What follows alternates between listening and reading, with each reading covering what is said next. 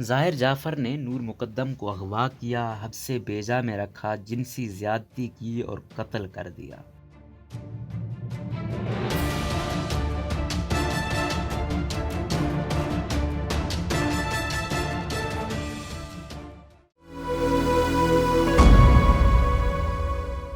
اسلام آباد کی district and session جج نے گزشتہ سال بے دردی سے قتل کی گئی مقتولہ نور مقدم کے کیس کے تفصیلی فیصلہ جاری کر دیا ہے۔ فیصلے میں ظاہر جعفر کو مجرم قرار دیتے ہوئے اسے سزائے موت کا حکم دیا گیا ہے۔ 61 صفحات پر مشتمل نور مقدم قتل کیس کی تفصیلی فیصلے میں کہا گیا ہے کہ ٹرائل کے دوران ظاہر جعفر کے وکیل نے اسے ذہنی مفلوج قرار دلوا کر سزا سے بچانے کی کوشش کی، تاہم عدالتی حکم پر جیل ہسپتال میں اس کا میڈیکل ہوا تو وہ ذہنی طور پر تندرست قرار پائے۔ فیصلے میں کہا گیا ہے کہ پروسیکیوشن ظاہر جعفر، افتخار اور جان محمد کے خلاف کیس ثابت کرنے میں کامیاب رہی، لیکن دیگر ملزمان کے خلاف کیس ثابت نہ کر سکی، اس لیے انہیں بری کیا جاتا ہے۔ عدالت کا کہنا ہے کہ پروسیکیوشن نے ثابت کیا کہ ظاہر جعفر نے اپنے گھر کے کمرے میں تیز دھار چاقو سے نور مقدم کو قتل کیا۔ ظاہر جعفر نے زبردستی نور مقدم کو اغوا کیا، حبس بیجا میں رکھا اور اس کے ساتھ جنسی زیادتی کی۔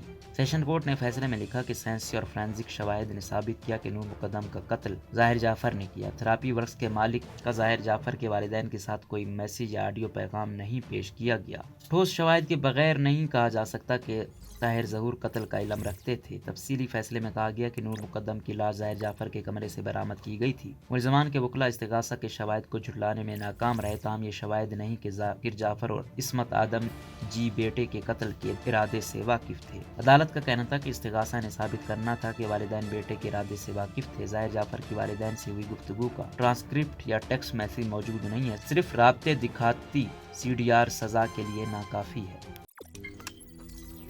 روزنامہ قدرت کی ویڈیو دیکھنے کے لیے ابھی YouTube چینل پر سبسکرائب کریں اور بیل آئیکن پر بھی کلک کریں۔